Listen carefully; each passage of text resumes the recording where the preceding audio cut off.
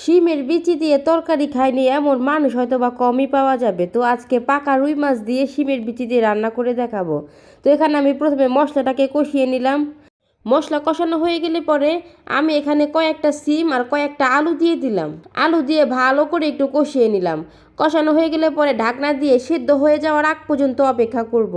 যখন এই সিম আলুটা সেদ্ধ হয়ে আসবে প্রায়, এখন আমি এখানে আগে থেকে পরিষ্কার করে রাখা শিমের বিচিগুলো অ্যাড করে দিলাম। সাথে দিয়ে দিলাম 2টা টমেটো কুচি।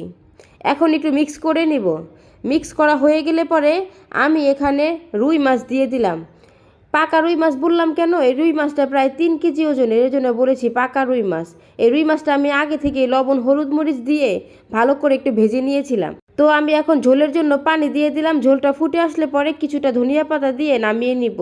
আমার ভিডিওটা যদি ভালো লেগে থাকে অবশ্যই একটা লাইক দিয়ে পাশে থাকবেন। ধন্যবাদ। আসসালামু আলাইকুম।